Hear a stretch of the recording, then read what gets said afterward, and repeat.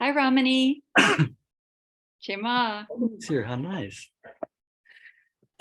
Okay, everyone, welcome to the Satsang of Sri Anandamayi Ma. We're happy to see everyone's face, and we'll go through that one at a time with everyone's patience. I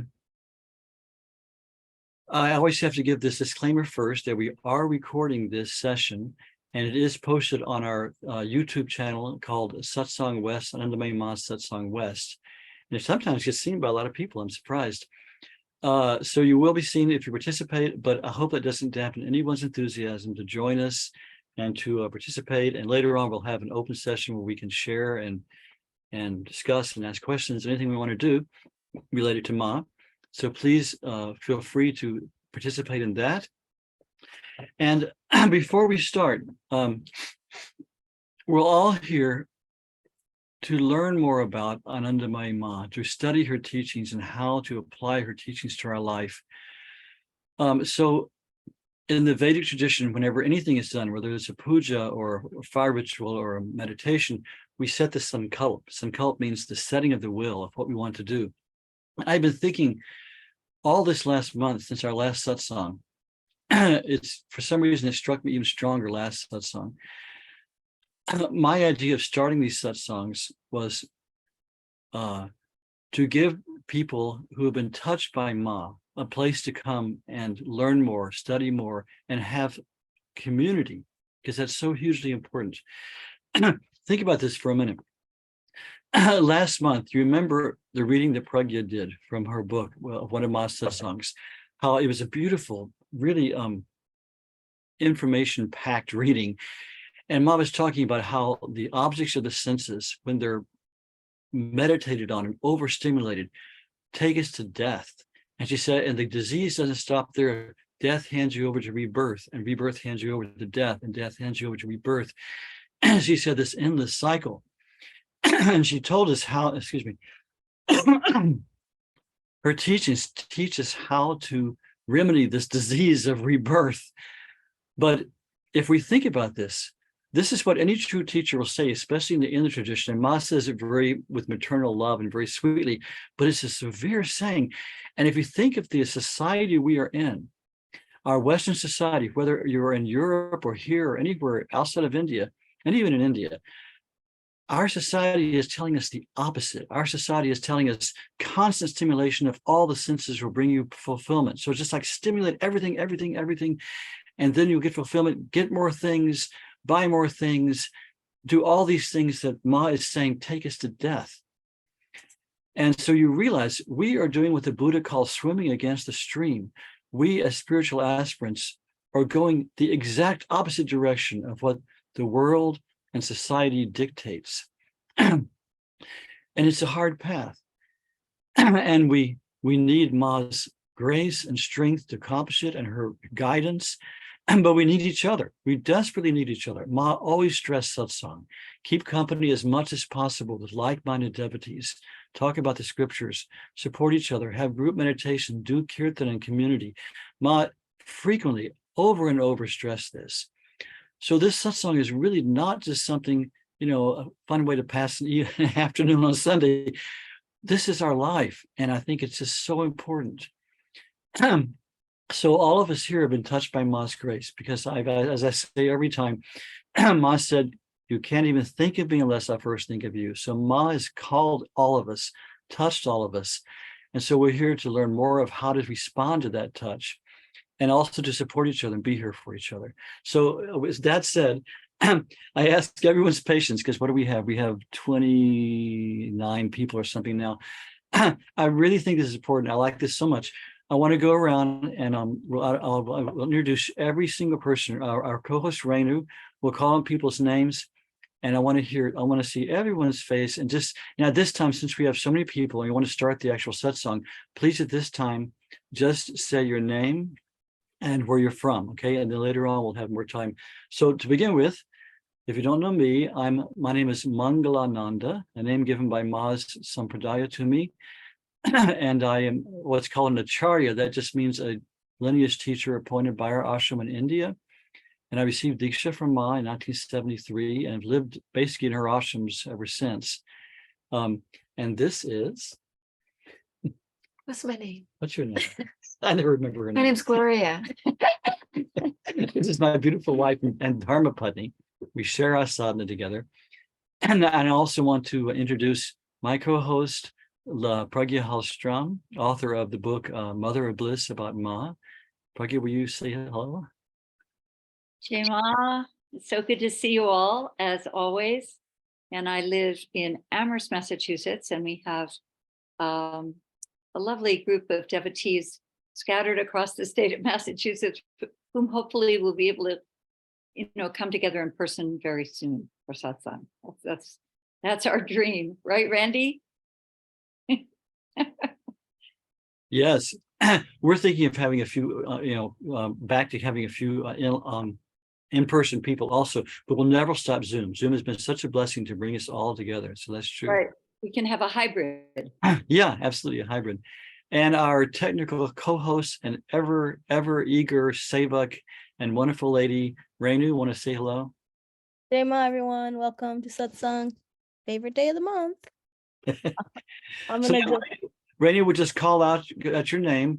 And if you look on the bottom left of your screen, there's a little thing that says mute, unmute, and unmute temporarily to say hello and then mute again.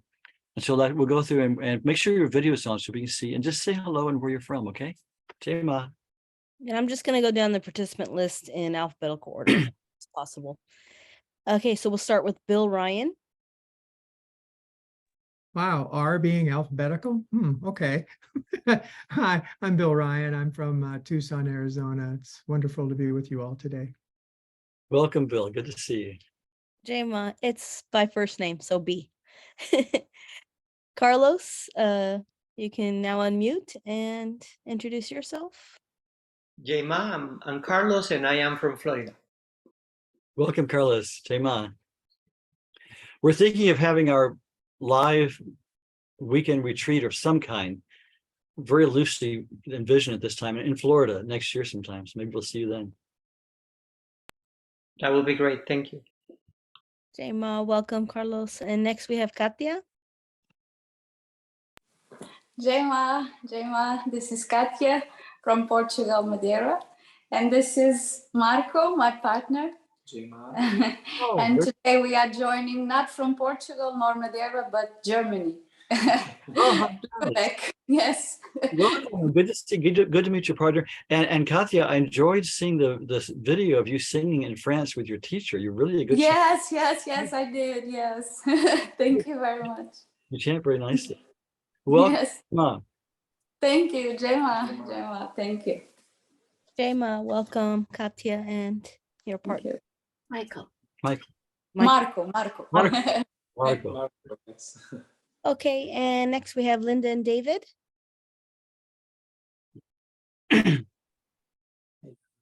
Yes, this is Linda and David. We are in Williamsburg, Virginia. We have been to Kankal, India, to be there with Ma's people in person.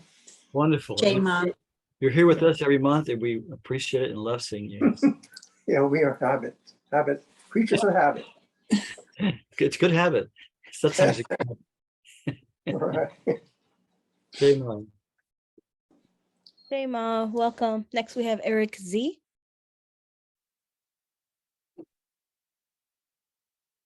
Eric, are you there?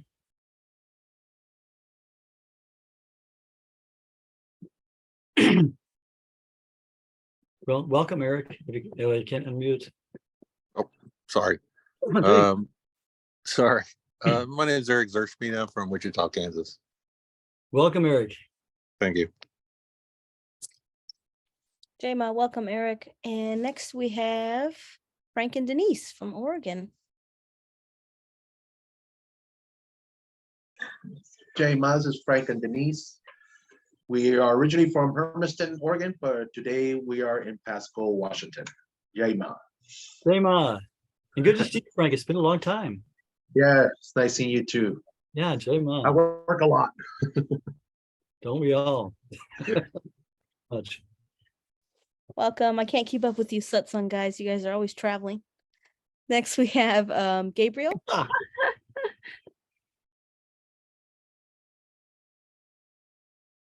Sorry, who was it, Raina? Sorry, Gabriel. If you want to unmute. Yes. Hello, this is Gabriel in Seattle, Washington. Do you see Welcome, me? Gabriel. Jai Welcome. Okay. Jai Ma. Okay. See you soon. Good to see you. Hopefully. Jema, welcome, Gabriel. Next we have Greg. Hi, I'm Greg, currently at the Grand Canyon, Arizona. Jai Ma. Jai Ma, that's so cool. It is an amazing place, isn't it? It's incredible. It's mind blowing. Yeah. Yeah. Stand on the edge and say Jai Ma and hear the echo. Okay, I'll do that.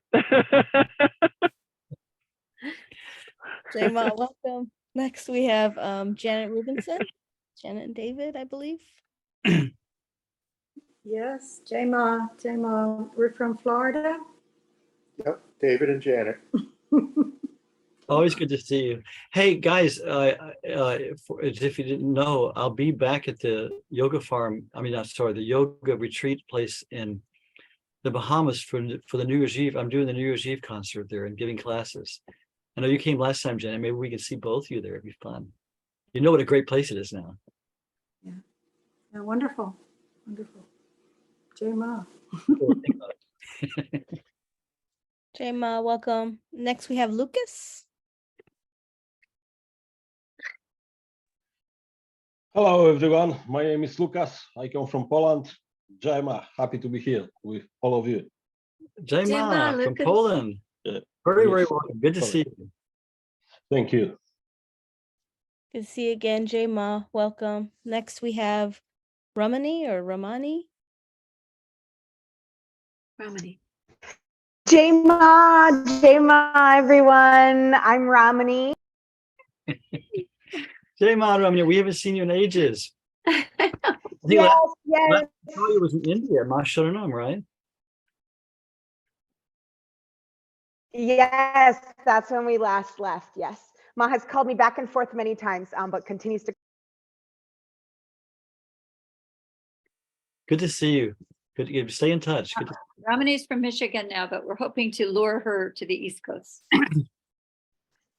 Yes. We're also in India. Jema, welcome. Next we have Randy Jordan. Jay, everybody. Randy from Great Barrington, Massachusetts, aka the Berkshires, and I'm so happy to be here. Good to see you, Randy. Jai Ma. Jema, Randy, welcome. Next we have Ryan. I met Ryan at Omega last year. Jai Ma, everybody. I'm in Wareham, Massachusetts. Good to see you, Ryan. Jai Ma.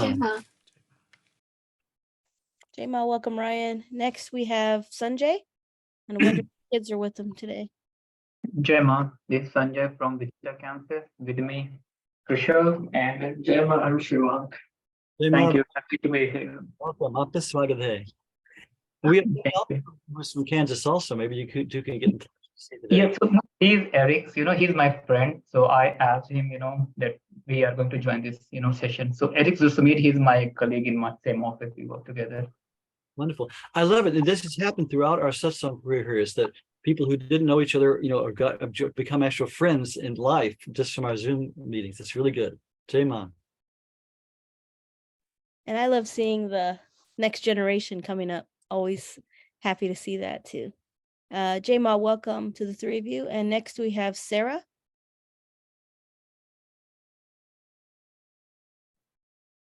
Jema, this is Sarah on the big island of Hawaii, and Yana and Jema. Yeah, exactly what I was talking about. They didn't know each other before the satsang. Now they're good buddies. That's great. Really good. Because we're one. And Hope was the portal that Ma used to find me. Oh no, who's the third person? Hope? Yes. Jema, nice to be here. Thank you. Oh, see you all. Really good. Jai Ma. Jema, aloha, welcome. Next, we have Saraswati. Jai Ma, everyone. Hello from Buffalo, New York. Good to see you all. Jai Ma Jai Ma. Saraswati. Always good to see you too. Jai Ma, welcome. Next, we have Arpita Ji and Robert, I believe, or maybe.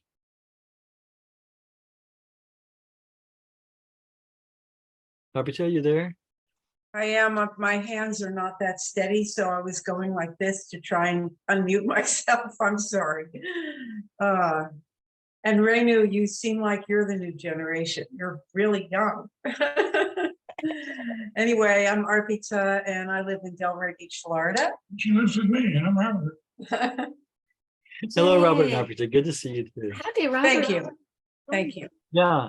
I'm glad Robert's health is better now too. Yeah. Good. And thank you. Arpita also received Diksha from Ma. I knew her back when I was traveling with Ma.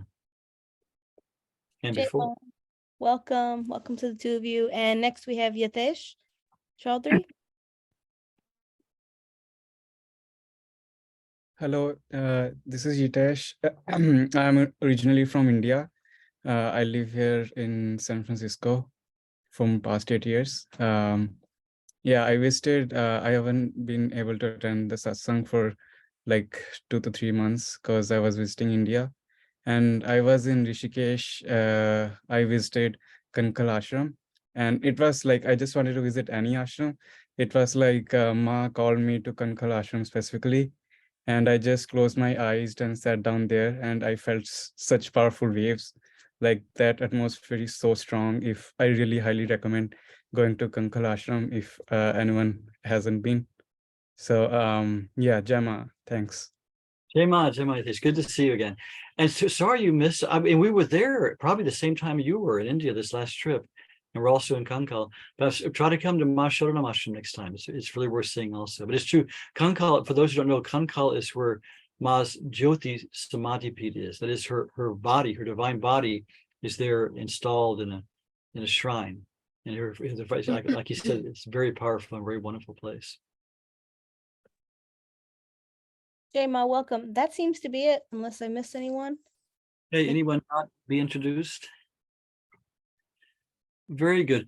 Thank you for having the patience, everybody, to wait for that, because I think it's so good to see everyone. It really brings us together and unites our purpose to be here together for Mom. Okay, so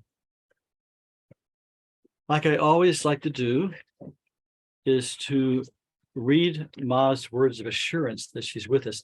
But I'm going to read more today because people write me all the time from all over the world, ask me things about this and that, about Ma and things. And a man who I hope will be here today, but I didn't see him today, wrote me just asking some things about Ma and wanting the reassurance that Ma hears him and is aware of him. So I actually looked up different things from our Mathyavani books to see what Ma said about herself to write to him. And I kept them because I'll start with the one we usually read and read a few more too. So these are Ma's words, showing that she in her infinite consciousness is always aware of us. Ma says, I am ever with each one of you, wherever you happen to be. But your vision is tied down to worldly matters and you have little time to direct your eyes to this body in your thoughts and actions. What can I do? But know it for certain that whatever you do in thought and deed, whether you are near or in distant lands, never escapes my loving attention. Just as at a flash of torchlight, your faces gleam forth in their bold outlines. All your facial expressions appear in my mind when you meditate on me or talk about me or sit down to pray to me. So as we're thinking of Ma, she's seeing every one of our faces in her infinite consciousness. The fact that she no longer is in the body makes no difference. She's eternally there with us. Okay, let me continue. She says some more. She says, for this body, the question of accepting or declining anyone does not arise. At all times and under all circumstances, in inspiration and in dryness, this body remains and ever will remain with everyone. And she says, in all your this is Ma's words, in all your activities, in your sadhana, Ma is with you. With perfect repose, sit still thinking, in the midst of emptiness, Ma is with me. This will give you ananda. Whether you meditate quietly or laying down, feel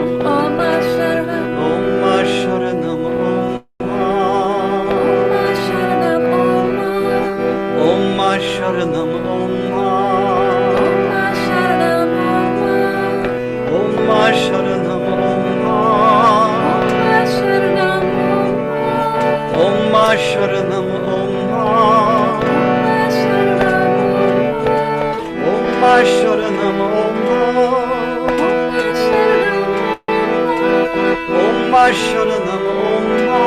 Om Ma Sharanam Om Ma. Om Ma Sharanam Om Ma. Om Ma Sharanam Om Ma. Om Ma Sharanam Om Ma. Om Ma Sharanam Om Ma. Om Ma Sharanam Om Ma Sharanam Om Ma Sharanam Om Ma Sharanam Om Ma Sharanam Om Ma Sharanam Om Ma Sharanam Om Ma Sharanam Om Ma Sharanam Om Ma Sharanam Om Ma Sharanam Om Ma Sharanam Om Ma Sharanam Om Ma Sharanam Om Ma Sharanam Om Ma Sharanam.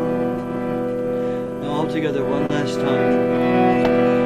Om Ma Sharanam. Om Ma Sharanam. Om Ma Sharanam. Om Ma Sharanam.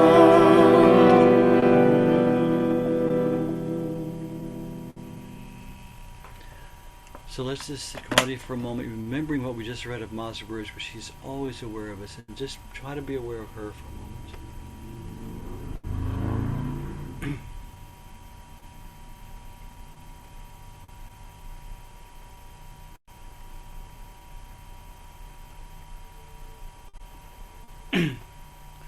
Okay, I always like to start with reading something from Ma's life, and I have kind of a treasure today. I found a hidden treasure from a closet. Ah, thank you. That's hidden treasure. Hidden treasure we're trying to clean out. I think I've mentioned before my dear friend Haripriya Dillon. She was an American devotee of Ma, and she went to Ma like in 1960 for the first time, and then she spent from 60 to 82 when Ma left her body. She would spend up to a year at a time, 6 months at a time, 8 months at a time, traveling with Ma, sitting in Ma's room all day. She'd come back and work a little bit and come right back to India. She spent so much time with Ma, and she was so devoted to Ma, and really a wonderful person. I also put her ashes in the Ganga a few years ago before my friend Shraddha. And when she passed away, she left me all sorts of treasures of hers. That's what we've been going through. And I found this notebook. It just says Ma's articles. And it's this amazing thing. She lived in Northern California, and she was friends with the people at the Ananda community, which is the Paramahansa Yogananda community. Very good friends to Swami Kriyananda, who started it. Swami Kriyananda was an American direct disciple of Paramahansa Yogananda, the great yogi who wrote the book Autobiography of a Yogi. And he was with Self-Realization Fellowship for many years. But then after Yoganandaji's passing, he had a falling out, and he broke away, and he started his own community called Ananda Community. And he was, now they have communities all over the world. Very wonderful organization. And I'm on good terms with both groups, the SRF and the Ananda communities. I play at their centers all over the world, different places through the years. And I met Swami Kriyananda several times, and he was a wonderful, amazing person, a great, very developed yogi, and he loved Ma very much. And this is a little typewritten letter, which Haripriya had. I think he sent it to Haripriya about his first meeting with Ma. So I thought this is a real treasure. So here's an introduction. It says, I met Swami Kriyananda both in India and in his place in Assisi, has a beautiful community in Assisi, and many times in Grass Valley, California. When I would visit Haripriya, she would take me and we'd go visit Swami Kriyananda. So Swami Kriyananda says, the following is based on a long letter I wrote but never completed to the SRF monks in Los Angeles on notes that I made after each meeting with Ma, Anandamayi Ma, and on accounts contributed by Mohini Chakravarti, an SRF YSS devotee. So this is, I'll just read a part of it, but it's a little bit long. So it's his first meeting with Ma. And it's just so wonderful to hear, because you just feel Ma's personality and how the amazing way she just related to everybody so naturally and so beautifully. What can't be captured is just the sound of her voice and the sweetness of her presence. So just seeing her, I found every time I laid eyes on Ma, I would wake up myself. There was just this awakening factor. But at least we can get an idea of what it was like for him to see Ma for the first time. So here is Swami Kriyananda, founder of Ananda Communities, a direct disciple of Paramhansa Yogananda speaking. He refers to Sri Dayamata. Dayamata was, she just died a few years ago. So Kriyananda also just passed away a few years ago. But Dayamata was the much venerated head of Self-Realization Fellowship after Paramhansa Yogananda left his body. And they came together. This is when he was still in SRF. Sri Dayamata and her party, consisting of Anandamata, Sister Revati, and myself, have been visiting Sri Yukteswar's seaside hermitage in Puri. Sri Yukteswar was the great illumined guru of Paramhansa Yogananda. And I've been there also. His ashram on the seaside in Jagannath Puri, his samadhi is there. His body is there entombed. It's very wonderful. On February 9th, we returned to the YSS Barangar ashram outside Calcutta, where we were living. Soon after our arrival, we learned that during our absence, Anandamayi Ma had come to Calcutta. What a thrill! Paramhansa Yogananda's beautiful account of her in his autobiography of a yogi had inspired all of us, his disciples, with her example of divine love, with her ecstatic absorption in God's infinite bliss. One of our greatest hopes in coming to India had been that we would have the opportunity of meeting her. Now the Divine Mother had brought her figuratively to our doorstep. We look forward with keen anticipation to meeting her. My own eagerness, however, was not unmixed with a certain anxiety. On Friday of that week, I was scheduled to fly to Madras to lecture at the SRF YSS Center there. Would I be able to see the mother before then? It all depended on whether I could find someone to take me to her, as I had no way of getting there on my own. On Wednesday evening, February 11th, the four of us were sitting with 2 or 3 Indian friends around the dining room table. Talk turned inevitably to Anandamayi Ma and to our prospects for visiting her. But we lamented, we have no idea where she's staying. Because it was hard to find Ma. She moved constantly. And sometimes she would have a schedule, sometimes it was just by her khayal. When I first went to see her, we searched and searched for a while. Then we found she was in Vrindavan and went to Vrindavan. It must be Agapara. Agapara is an area outside of Calcutta where Ma's ashram is. It must be Agapara, said Mohini Chakravarti, one of the friends who were present. That's where she stays when she comes to Calcutta. Do you know how to get there? I asked. Yes, I could take you. At what time does she generally see people? At about this time. Let's go. This was an opportunity not to let slip away. I said, why don't we go there right away? My proposal was a bit sudden for the others in our party, but Mohini agreed to accompany me, and minutes later we were on our way. I meditated as we drove through the darkness. A peculiar joy filled me. Did the blissful mother already know we were coming? Was she blessing me before I even met her? Answer, yes. Mohini, I said, please don't tell Ma who I am. That is to say, a disciple of Paramhansa Yogananda, who is, of course, well known to Ma's devotees. I don't want the formality of an introduction. Let me just slip quietly into the back of the room and sit there in meditation. That will be a sufficient joy for me. I wanted a spiritual, not a social contact with the mother. Also, I felt timid at the thought of representing Master, that his disciples call Yogananda Master, representing Master before such an exalted being, unworthy disciple as I am. Better just to come in and sit unnoticed. I saw her first through a series of French doors which run the length of one wall of the assembly hall. At once, and every time I saw her during the days to come, even in semi-darkness when I couldn't distinguish her features, I understood anew the meaning of Master's words when he wrote of the blessing that flows from the mere sight of a saint, darshan. There was no mistaking it. I was beholding a truly divine being. I slipped quietly into the room and sat cross-legged on the floor in the back. There must have been about 150 people present. The mother was speaking and laughing amiably. Her voice, as pure and bell-like as a little girl's, thrilled my heart. I closed my eyes in meditation. Soon I began to lose myself in inner peace and devotion.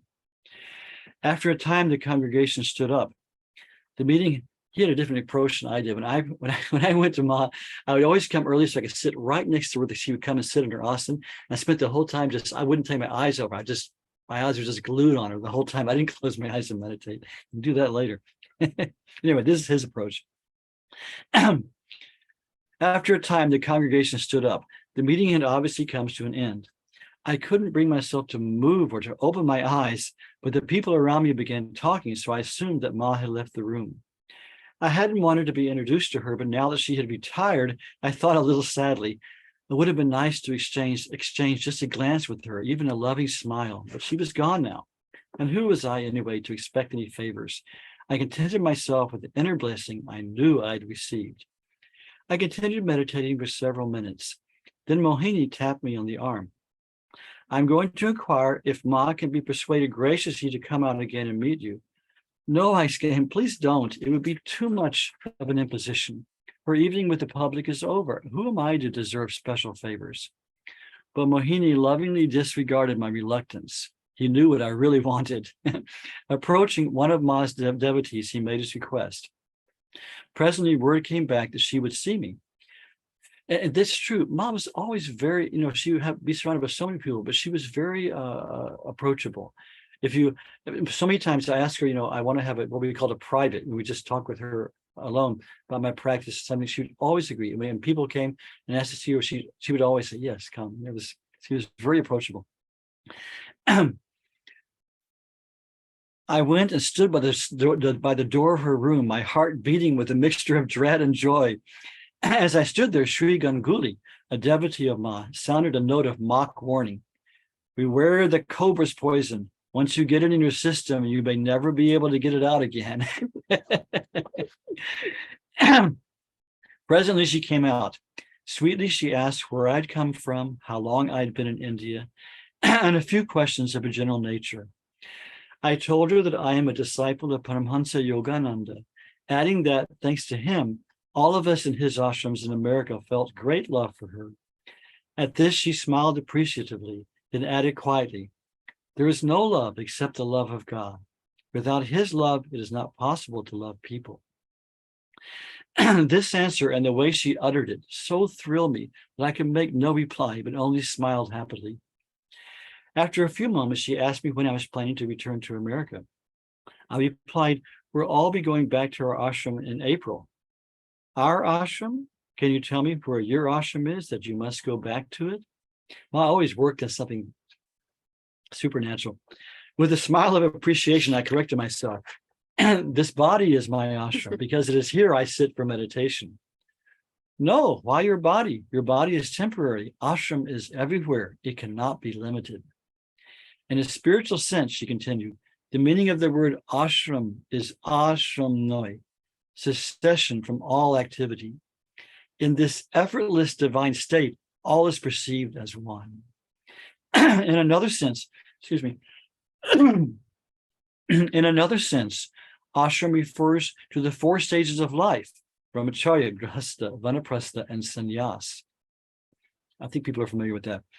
But the divine can be known in all of these states. In other words, the state of a student, the state of a householder, married state, the state of one who's now then retired and spends only the sadhana, and the state of renunciation. These are the 4 stages of life according to Vedic Dharma that every person is supposed to go through.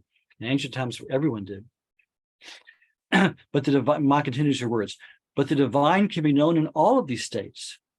So these two are all one. Everything is one, all one. That last word one she uttered in English, laughing merrily at her own use of a foreign word.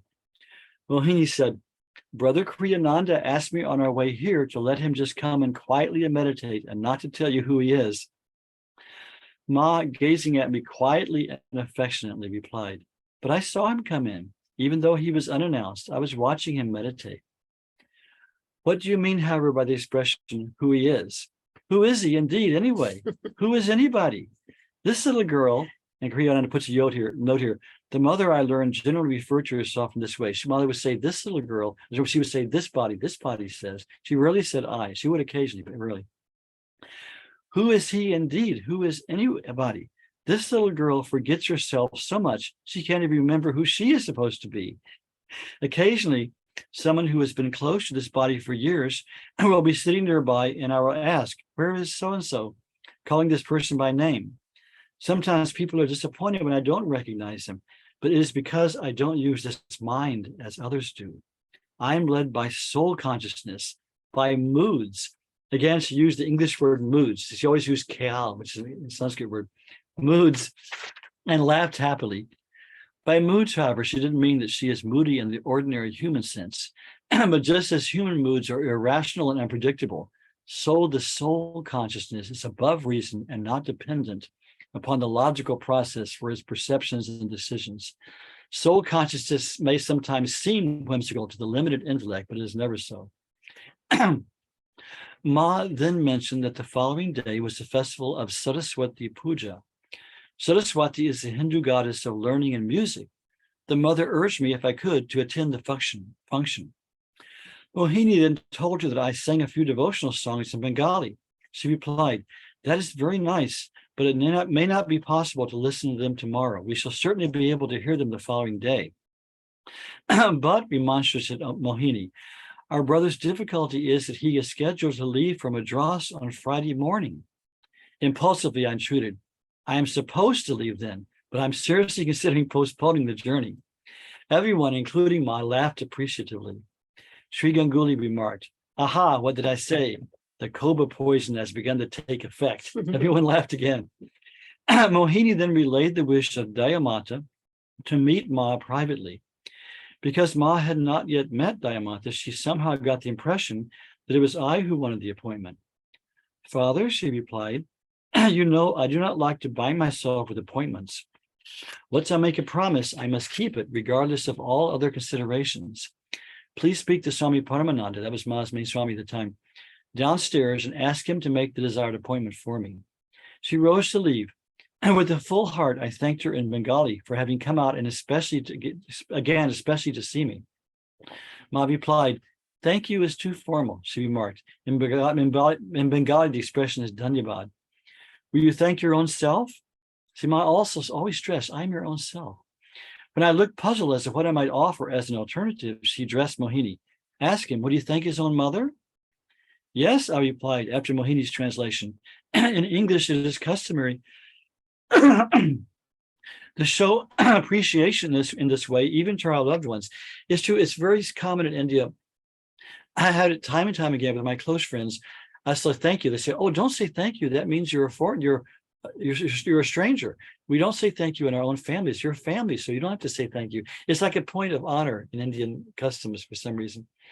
The mother, smiling, then conceded, "Well, if it is customary with you, I don't mind." Lovingly, she gave me a flower and a tangerine, upon which I said with a smile, "Now, what can I say to you? Must I accept these in silence?" She replied with a gentle laugh, "Say what you want. It is all the same." I thanked her in English. I guess I'm just too much of a Westerner. Then with a full heart, I said how happy I was to have met her. As she turned to go, I touched her feet lovingly. Later, I was to learn that it was strictly against the ashram rules for anyone to touch her. But no one, least of all Ma herself, corrected me for my unwitting breach of etiquette. Excuse me. My heart was full. Eagerly, I looked forward to the following day when I planned to urge the rest of our group to come too and to attend the Saraswati Puja at the ashram. There's more, but we don't have time to read, but I want to end with what he said at the end.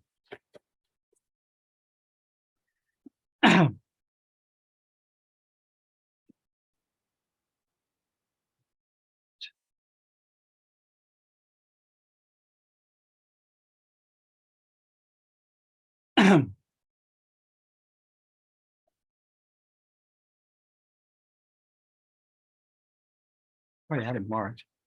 Anyway, she says, "Nevertheless, Anandamayi Ma occupies a more than special place in my heart.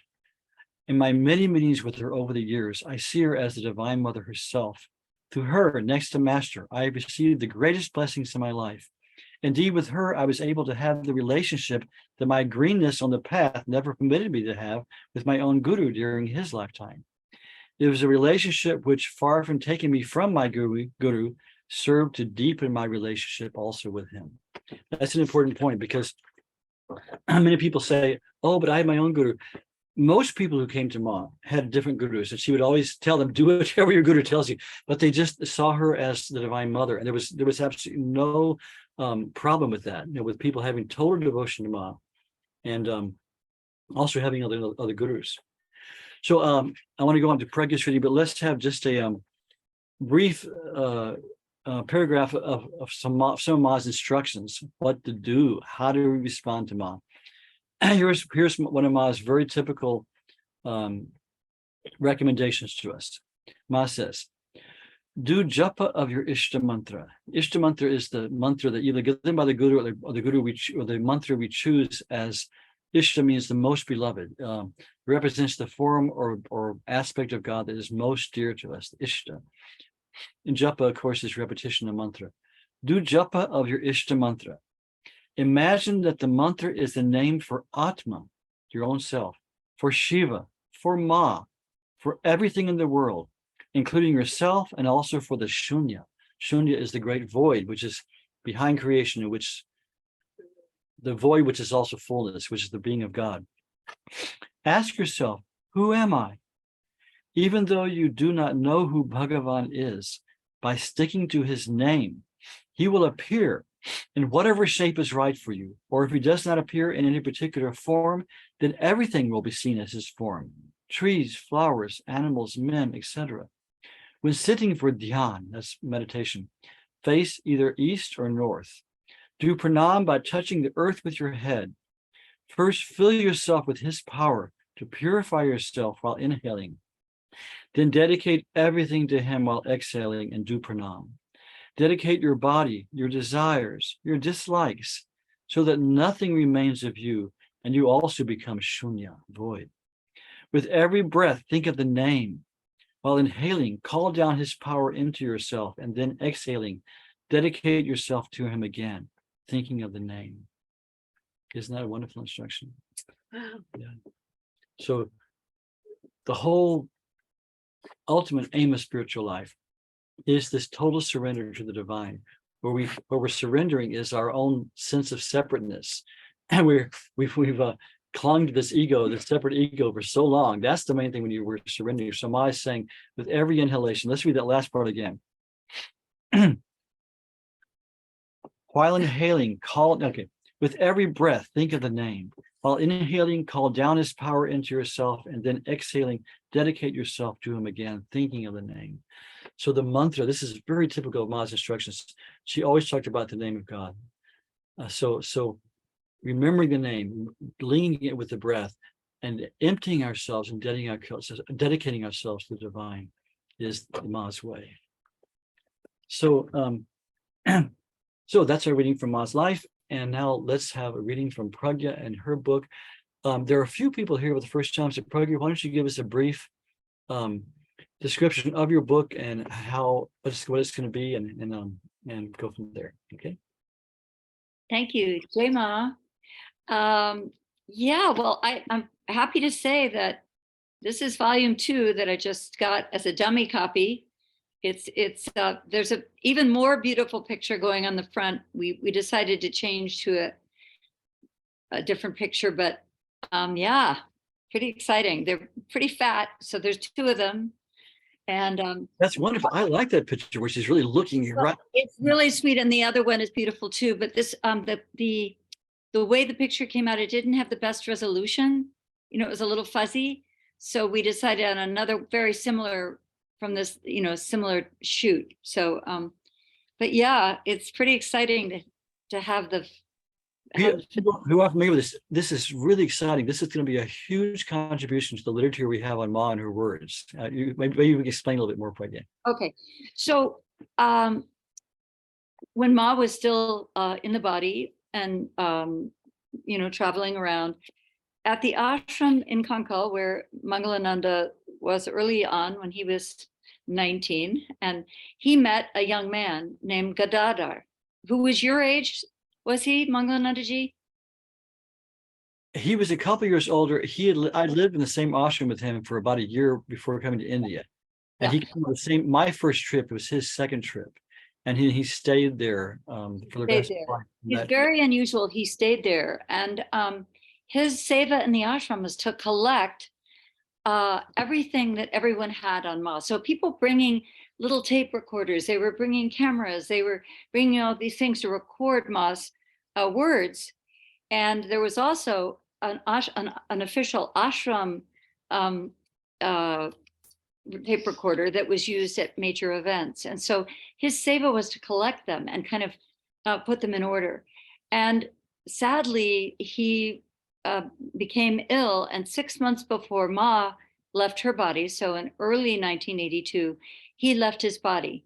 At that time, he was maybe, I don't know, in his mid-20s. He was from Oklahoma. His parents were a flight attendant and a banker.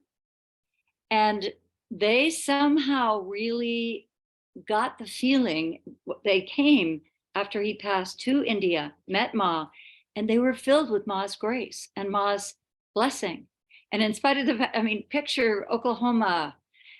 So somehow they got the idea that they would take all of these things, the tapes, the photos, everything, and donate them to Harvard University Divinity School and to form an archive of Ma's things there.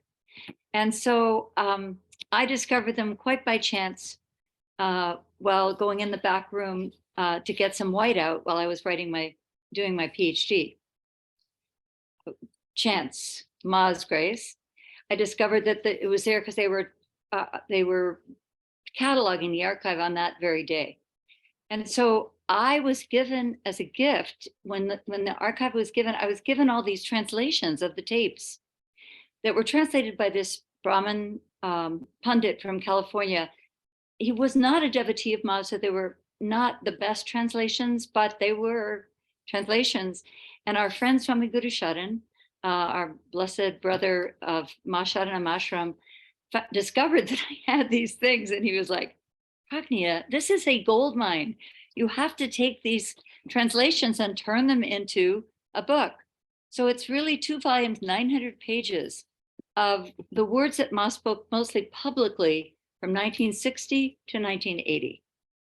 And there's everything from very darling interactions with children or with a new married couple where Ma jokes with them about who's going to, be the dominant person in the relationship. I mean, there's everything from that to very, very deep talks that she gave at the Sanyam Sapta about how to manage one's life, and all of her instructions to groups of people, and which were probably targeted perfectly to each individual person there.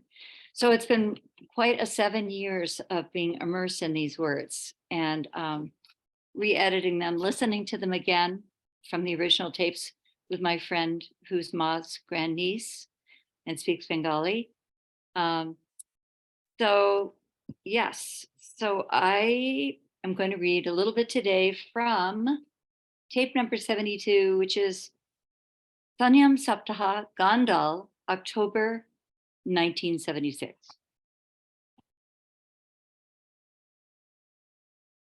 In this case, Ma is talking to a large group of people, and Swami Nirvanananda is reading questions, like the questions you and I might send in. And here's the first one. Is it not possible for one to devote himself to God without having diksha, initiation from a guru? Shri Ma, the words, is it possible or not, show that a struggle is going on in the mind of the questioner. Otherwise, the question would not have arisen. Had he been clear in his mind, he would have started worshiping God. Here's the thing. If a person is endowed with the good fruits of his previous good karmas, actions, he is able to devote himself to God, even without the help of a guru. There are a number of people who did not take any diksha from any guru and did not take any advice from any teacher. We know one of those people is Ma herself. But their japa and dhyanam are progressing very well. They are moving ahead in that direction. How? Due to their good deeds. There are some people who say, we have not taken any guru or taken any diksha or mantra, but our practice is progressing. But even in their case, sometimes it so happens that at some stage, they can find themselves helpless and needing a guru to solve their problems. Then they wish for a guru. This body has received a number of letters in which people have said that they went on by themselves into the field of yoga, but now they've reached a stage where they feel themselves to be helpless and wish for a guru who can guide them further. The desire for having diksha, remember diksha is initiation, or taking a mantra arises in a person at some stage or another. They want to have a guru who can guide them practically on how to awaken the love for God, how to obtain God, or how to move on the path of Paramartha, the supreme goal. So even for those people, a stage comes where they need a guru. A number of questions crowd their minds and awaken in them the desire to have a guru and take diksha from them. What this body advises is for such people to go on by themselves until an earnest desire for having a guru arises in them. They should not give up their spiritual practice. There are two kinds of gurus. One is the kind who gives a mantra to their disciples and tells them some things from the scriptures that are to be followed. There is another kind of guru. He comes to people who are pilgrims on the path of Paramartha, the supreme goal. These people accept their guru and with concentration proceed on the path shown by the guru to achieve the supreme truth. These people reach a stage where a spandana, vibration, starts within the Akshara Brahman and Shabda Brahman, God as the sacred syllable and God as sound, received by them. What is this spandana, this vibration? That is that Akhanda Dvani, the unstruck sound, the mystical sound of the universe. Those who are enlightened can hear that Dvani. They are aware of it. They are not only aware of it, but they are engrossed in it. The words we speak, the sound we make, is the pratidvani, the resonance or echo of that very sound. This resonance does not appear to ordinary people. It is realized when the Antar Guru, the inner Guru, is awakened. Until that Antar Guru is awakened, until the Jnana Guru, the God of all knowledge, is revealed, this subtle spirit, the Atma Jyoti, light of the self, does not become visible. And what is this Atma Jyoti? This body does not mean this ordinary light, but the Jyoti from where it has achieved its Jyoti. That is why this body says that the need for a guru automatically arises at a particular stage. It arises in people who want to love God. It arises in every person, whatever way each person may adopt in order to go toward God. In the Vaishnava Sampradaya, the Shakti Sampradaya, and the Advaita Sampradaya, these are lineages devoted to Krishna, Shakti, non-dualism. In every path this may occur. While a person moves along these paths, he reaches a stage where he requires a guru who can take him toward that love, knowledge, and light. When that Antar Guru, inner Guru, is awakened, the source of that Jyoti, light, is manifested. That Jyoti, which is already in them, is revealed, is contacted. That Atma Swarupa, form of God as the self, and Jnana Swarupa, form of God as knowledge, are already in us. He is eternal. He is ever pure. He is the light. He is enlightenment. Due to avaran, the cover of ignorance, we are unable to realize him. The Guru, as well as the Antar Guru, the inner Guru, bring in the light that removes that avaran, and the self is contacted. That is why this body says that one needs these people until that self is contacted. Questioner, until then the Guru is needed? Shrima, it does not work without the Guru because nobody knows what will happen in the next second. We are all enveloped by avaran, the cover, the veil of ignorance. Sometimes we want to know something about the future. Who else will help us at that time? Jema. Wow, that we can have a lot of discussion about this. We should talk about this a lot. There's some really interesting points in there. Well, first of all, Pragya, what's your take? What are your thoughts about this reading? What strikes you?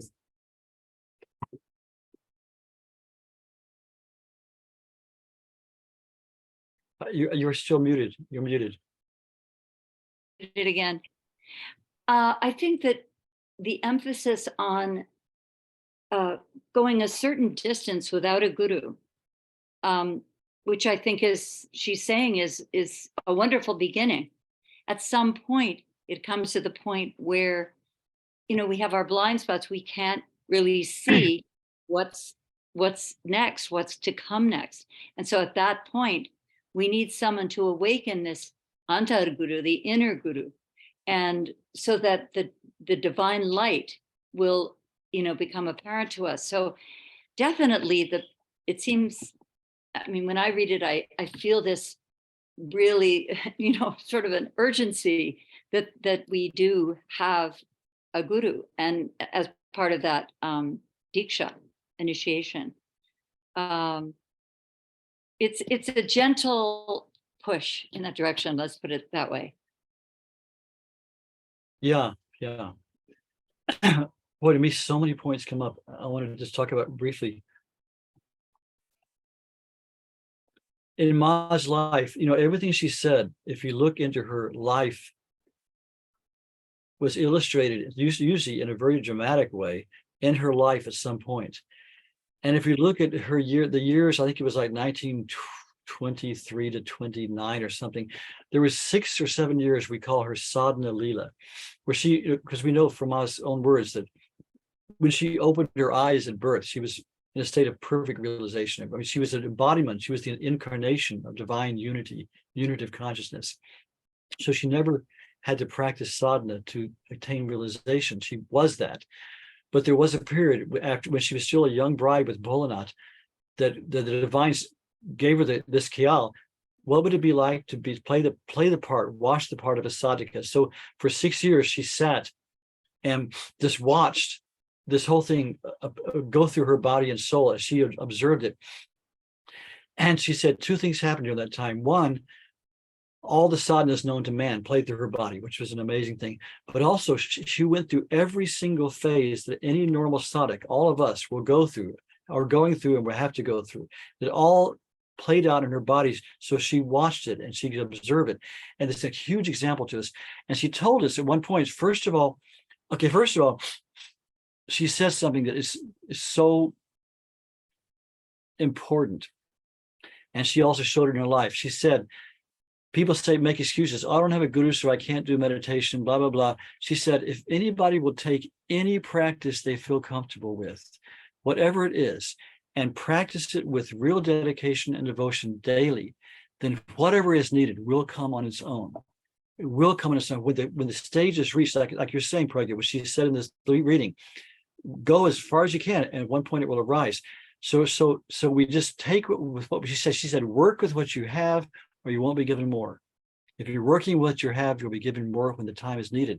And looking at Ma's life, she illustrated this so perfectly.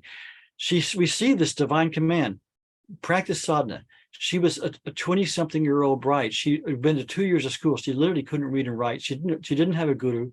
She didn't know the scriptures. She was knowledge itself. But on the external level, she had nothing. She knew one thing. Her father was a great bhajan singer, and he always sang Hari Bol, Hari Bol. He was a Vaishnava. And she would ask him, Papa, what is this Hari? And she said, oh, Hari is Bhagavan. So she knew the name of Hari. That's what she had. She had the name of Hari. So when this divine command came to her, she got Bholanath all ready with the supper and got him all put in bed and everything. Then she went, cleaned her room, and every night she would just sit there and all night long just say, Hari, Hari, Hari, Hari, Hari. That's all she had, and that's what she used. And she said, we have a document about this thick of her speaking of all the things that happened. She said it's a fraction of what happened, but at least we know through her own words. She said, just through the Hari, Hari, first it became, after a while, it became mental. Then by itself, it joined to the breath. And then all these things started happening, and just mudras, and even like asanas would play through her body, and mudras. Then after a while, different deities would come and tell her to do different things. And so it all unfolded night after night for these months and months and months. And then on the night of Julan Purnima in August, full moon in August, I forget the year, it was a very auspicious night, and she saw that at that point, and I mean, she was, like I say, she was observing this. She was like a witness to this all happening within her body. And she said that she observed that at that point, the evolution she had reached at that point, as in other words, it was unfolding before her eyes. From that point, the sadhak who she was representing the sadhak, the person doing sadhana. symbolically in her own body. At that point, that Diksha had to come. And how did it come? There was no guru. She said in the middle of the night, suddenly her hands did all, see, in the Shastras, in the scriptures, there are very clear ways the guru is supposed to give Diksha. Everything happened spontaneously. Her hand drew the yantras on the floor. This happened, the mantras. And she said, as she said, the guru tattva, that means the principle of the guru, because there's one guru, it is God himself, Shiva himself, and this tattva manifests through different beings who are hopefully enlightened to help different disciples. But the guru tattva itself, that principle of God imparting knowledge and realization, came out of her in a form and sat in front of her, gave her the mantra, and was absorbed back into her. So in the morning she had her mantra and she had the diksha, and then from there more things happened. But so she showed that she worked with what she had, and at the time it came. So there is a time in evolution where we will need a guru, and the guru will come at that time. Ma says many times, if you read her words, she says, pray with longing for God, but if you need a guru, pray that he will come. And the whole thing about guru is such a touchy subject because, especially in the history of American spirituality from the 1970s, many of these gurus who came from India did wonderful things and set up beautiful lineages and really brought great blessing to people. But many of them also had a lot of scandals, and things are coming out now. And you could get in trouble in trusting yourself to someone who's not qualified. So everyone, it's always said the person should try the guru, should test the guru for a long time before they commit themselves to them. You have to be very cautious in that. And also people who have teachers who don't give formal diksha, it's also said in the Shastras, and Ma and Ramana Maharshi and different people have said, Diksha doesn't have to consist of a formal ritual where he says 1, 2, 3 and whispers a mantra. Diksha can be given by a glance of the eye of an illumined being, of someone who is manifesting this Guru Tattva. It can be given by a glance of the eye. It can be given by word. It can be given by his or her presence. It can be given by instruction. That power will come from this advanced one to the person. And it is true. We can't even learn a language or a musical instrument or how to play a sport by ourselves. I mean, we can look at a YouTube video, but even that's looking for instruction. But to really learn something, you find someone who knows how to do it, who knows the ins and outs, who's been the path, and ask them to give you instruction. So even in so-called worldly things, we need help from someone. So in the spiritual life, which has so many subtleties, so many obstacles are overcome, the ego is such a tricky character. We have to deal with this ego of ours. It has to be completely annihilated. That can't be done by ourselves. We're too close to it. We need a guru at some point, there's no doubt. And also to be initiated into a lineage gives the power of that full lineage of all the people behind it and all the people within it. So another thing that's coming to me is the guru comes through different channels too. Like my first guru was Swami Satchidananda, who was a disciple of Swami Shivananda Rishikesh, who started the so-called integral yoga now, Yogaville.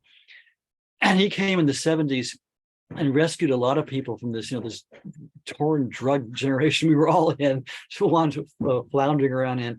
And he really helped so many people. I have so much love and gratitude for Swami Satchidananda. And with his blessing, I had experience of Ma. It's a long story, but anyway, I called him and asked him, you've been my guru, but I feel this attraction to Ma. And he said, I was a rung on the ladder. Take your foot off this rung and go to the next rung. You should be with Ma. Very, very humble. So with his blessing, I went to Ma. But so then I received Diksha from Ma, and she is my guru and is moving within me. But I've seen over the years when I've needed instruction, this thing that Ma says, if you're doing your practice, what is needed will come to you, and especially if you're connected with Ma will bring it to you in some form. So different people have really helped me. In 2001, Ma's main Swami Bhaskar Nanaji, who was a wonderful illumined saint and a loving father to all of Ma's devotees, he sent me back to India to do my sadhana and to help start a school there. And he said the Mahant of the ashram there is a very good sadhu, and you'll like living with him. His name is Swami Kedarnath. And I lived in this ashram for 12 years. And I just had a bad experience with the Swami in America. So I kept him at a distance for a long time, but I observed, I did as I was told by I'm just saying, I observed his life. I watched him. I watched how he did, and I began to respect him. And then he would give me guidance when I needed it. And at one time we called him Baba. One time I was walking back and forth after dinner with him one night outside the ashram, and I was feeling it so strongly. I said, Baba, I feel I have one guru, but he has two names, Ma and Baba. And he smiled and he said, this Guru Tattva, this principle of the Guru, will come to you throughout your life in many ways. Ma is it's all coming from Ma. She's the source for us. Other people have different gurus, which is all good. But for our source is Ma. But as you need it, it will come to you. And it can be even through a book, an influential book. It could be through a person who's not illumined, who just tells you something, but you realize, oh, this is Ma speaking to me. So Ma has come to me through several people. And now my wife's guru, Sri Eknatheshwar, has been a huge help and influence to me. He's bringing me over his picture. we listen to one of his videos every night. He's a great Jnani, a very practical yogi. And he loved Ma too. He met Ma and loved Ma too. All the saints of that era met Ma. He says, what did he say? He always says, I had the great blessing of meeting the greatest woman saint of the 20th century. Yeah. So my point is, a guru is needed, but we practice with what we got. We stand up where we are and walk, and when it's needed, it will come to us. And the more we surrender to Ma will bring it to the right person if we need it. And the fact that Ma is not in the body is not a factor, not a problem. Just like so many people have Paramahansa Yogananda as their guru, very much. People have Neem Karoli Baba as their guru. Living with a living guru is the greatest blessing in the universe. And boy, is it hard. And your ego gets beaten and bruised, and it's hard. But also, your guru can be someone who's just, if you really have a connection with it, if you really call on Ma can be our guru without a doubt, even though we've never met Ma. I know in my travels, I meet many people associated with Ma.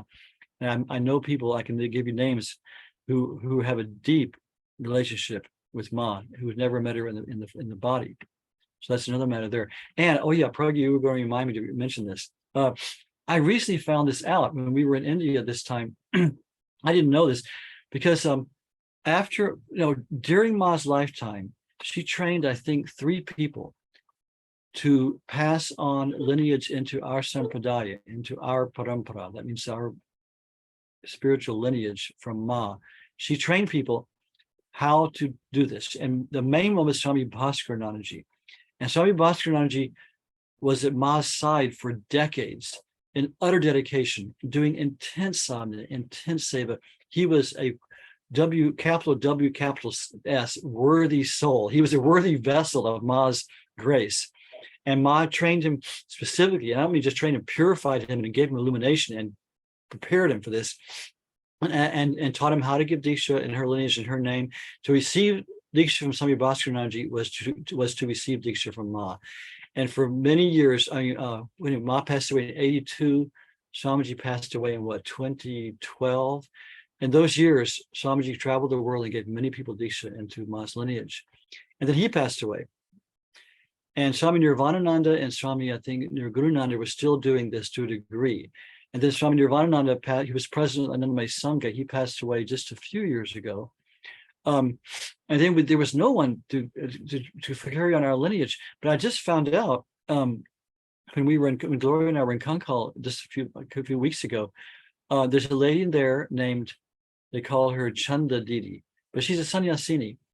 And she's one of Ma's, we call them Ma's girls, Ma's brahmacharinis who travel with Ma for years. She's now in her 90s. And she is giving Diksha in the lineage. I assume since the Anandamayi Sangha is very strict in their keeping of Ma's words and traditions. So if they're approving it, I assume that Ma gave her permission also. I just wasn't knowing. So she is now also giving Diksha in Kankal into our lineage. Gloria and I gave her an orange shawl when we were there feeding people in Shraddha's name. So if that's a possibility now, which I didn't know before, to be initiated into our lineage. But again, it's not really what you have, it's how you do it. You could take any mantra and say any mantra with devotion and or any practice with devotion, and it will take you along the way. And when the time is right, things will be revealed. And especially if we surrender to Ma, even if we don't think of Ma as our guru, or we want another guru or whatever, when we surrender to Ma, when we surrender our life and say, Ma, I know nothing, but you are everything, and you are infinite knowledge. You are the Shakti of sadhana. Every sadhana is played through your body. Every guru of India came and surrendered at your feet. You tell me what we want. If our desire, our goal is to make progress in the spiritual life, and we ask Ma for help, there's no question. The spontaneity begins to unfold, and we'll be led to the right place. Boy, that was a long answer. Praa, anything you want to add? No, that was amazing. I mean, I am an example of someone who did not meet Ma in the body. I had you in mind. But was led to her. My Guru Swami Muktananda told a certain group of us who were in the courtyard in 1978 in his ashram in India. He told us all to go find Anandamayi Ma. He said, she is God in a human body. You have to go find her. So I found her, but after she had left this world. And, there's no doubt in my mind that she directed everything that led up to that point. So not to be worried if you didn't get to meet Ma in the body. Can I say something? Yes, Arpita. Yeah, so some thoughts came to me. First of all, I knew Gadadhar. His American name was Gary, MP. And I spent quite a bit of time with him. He was a friend. And I remember him saying that he was taping all these talks. And I remember him being very enthusiastic about it. And that I feel like he had some sense of the importance of it, and what he was doing was going to have repercussions. He never really said what or anything, but I could tell he was just real excited about it.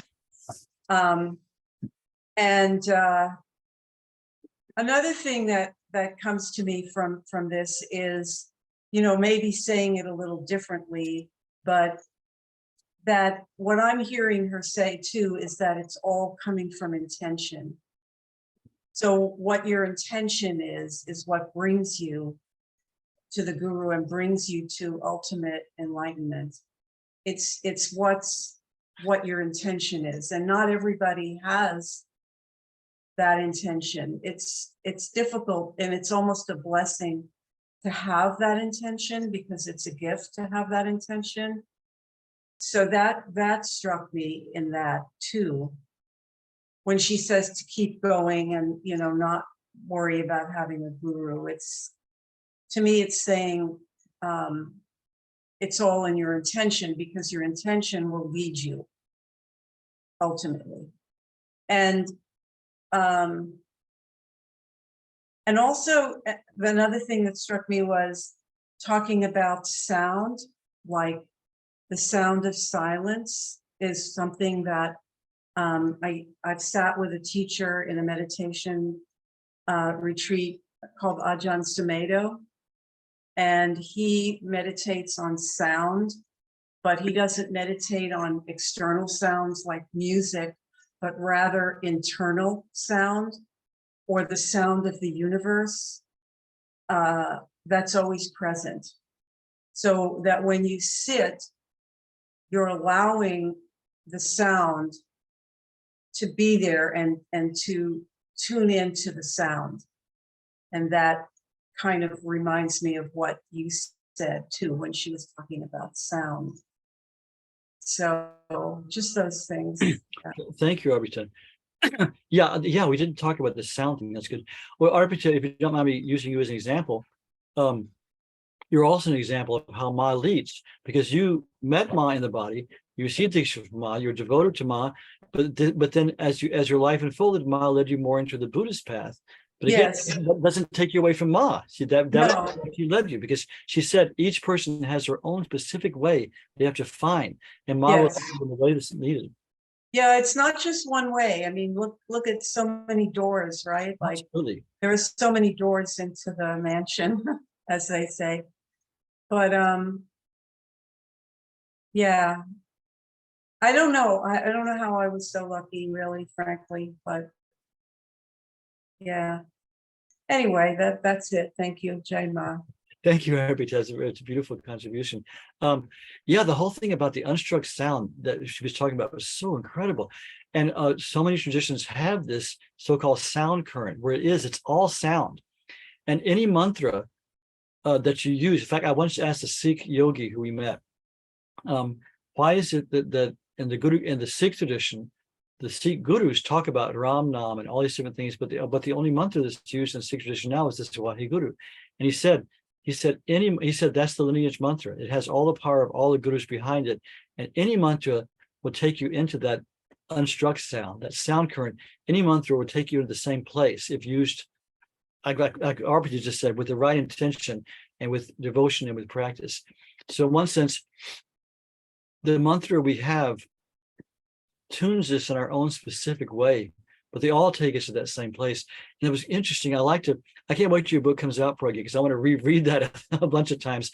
When she talked about this unstruck sound that's there in the depths, and it can be found also about the Anta Guru and the Bahar Guru.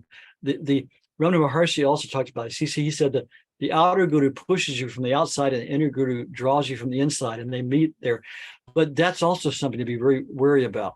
In the so-called New Age movement, which is, in my opinion, it has some good things, but a lot of butterflying around, a lot of fluffy stuff that's not so important. They'll say, oh, I don't need a guru. I have my own inner guru. Meeting the inner guru is a very, very advanced stage. When you've gotten past the mind and all its attributes and all the likes and dislikes and all the ego, when you still the mind through long, long years of concentrated practice, the inner guru is contacted.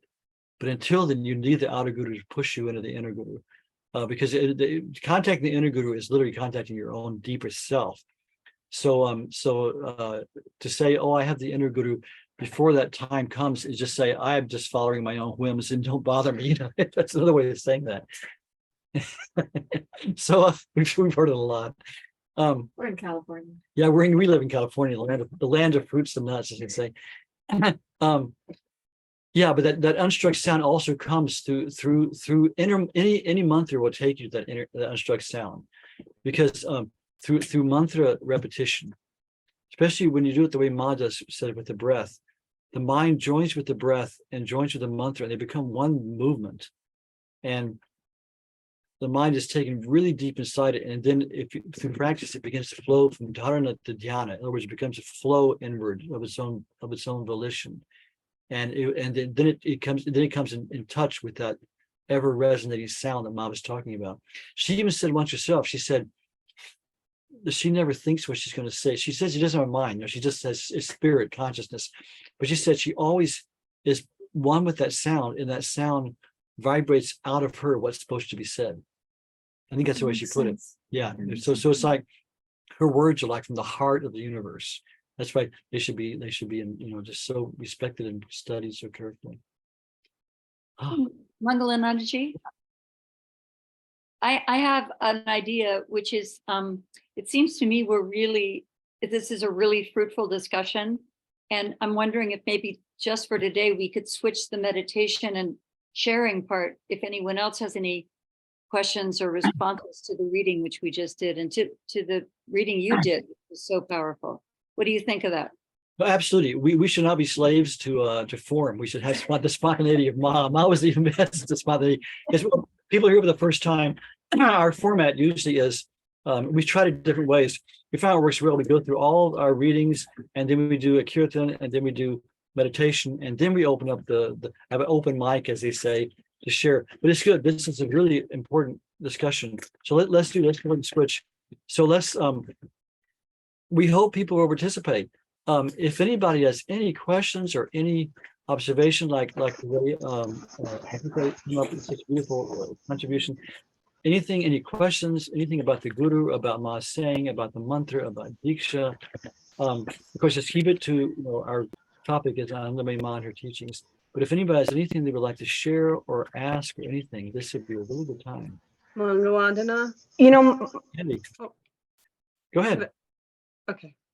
I just was, when you I mean, this was so far back now, there's so many incredible words from Ma, but when you were sharing about how she said to bow and, you know, breathe, there was like a few sentences about how to welcome her in, how to invite her in with the practice of japa. Is there any way you could send that to us or something? It was just, do you remember the few lines that you? Yeah, let me just read that real quickly again. But yeah, I mean, I'd love to copy them down somehow, but maybe I'll just have to replay this. It was just very beautiful to me and very powerful. But that's one reason we record these, because the readings can be so deep and amazing that a lot of times people want to go back and hear it again. Randy, I'll go back and play it and I'll transcribe it. I can send it to you. Oh, thank you, Reina. Maybe you can put it in the chat as well. Would that help in the chat? Yeah, right now I have to type it out. It's a long thing. We could do it maybe next session. Yeah. Another thing Ma said though, when she talked about pranam, she said when you pranam, she said don't be like the little powder shaker that has a little holes and you have to go like that. A little bit of powder comes out. You know, she says don't be like that. Break the vessel. And she said when you pranam, pour your whole life out before the being you're pranaming to. You know, whether it's a manifestation as a saint or the guru or God. Just don't be like the little powder shaker. Just break the vessel and pour it out. I just it makes me think. Today is I love attending the Russian Orthodox Church as part of my background. Today was Pascha, the Easter, and I was there for the Holy Week services. And on Holy Thursday, they commemorated how Saint Mary Magdalene, you know, Jesus saved. They say he cast 7 devils out of her. She was a prostitute and proud and all these things, and he totally cleansed her. And she had such deep love for him. Remember, he came on Holy Thursday, and she said she brought a little stone bottle of really expensive fine oxnard fragrance, and she broke it. Oil, yeah. The oil, and she broke it and poured it over his head and over his feet, and then dried her feet with his feet with her hair. That's real pranam. That's real pranam. Just pouring yourself out in love. And okay, but let me, Randy, let me read this last part. She said about how you do jump up your instrument, and she says she recommends, but she says face east or north in your dhyana. Do pranam by touching the earth with your head. First, fill yourself with his power to purify yourself while inhaling. Then dedicate everything to him when exhaling and do pranam. Dedicate your body, your desires, your dislikes, so that nothing remains of you and you also become shunya. She talked about this void behind the creation. With every breath, think of the name. While inhaling, call down his power into yourself. Then exhaling, dedicate yourself again, thinking of the name. Yeah, so thank you. Does that answer your question, Mandy? Yes, but thank you. That it's just, I can't wait till Prajna's book, until that book comes. But I mean, this is all such, it's just such nectar. But I just want to ask one quick question. So if I'm in a phase where I feel like I want Ma to be just my mother, you know, can I feel, I don't know her. I don't know, you know, some of this, it's like, is this okay? Like, can I like can you just ask her what you need? Like if you want her to be your sister, your mother, instead of her being the guru. Like absolutely. Ma says specifically, she says, you know, people always ask her, who are you? And she gave, you know, vague answers. I'm just a little girl. But she also said, I'm whatever you think I am. And she many people ask her, Ma, will you be this to me? Will you be that to me? She says, anything you ask of me, anything you want me to be, I will be. And there are people who think of her as their mother. Some people just think of her as, you know, as like they're almost like their physical mother. And there were times even when people came, a woman came whose young daughter had passed away, and she was just bereft. She could not be hurt. She could not heal the sorrow. And Ma spoke in her daughter's voice. The lady freaked out and just wept.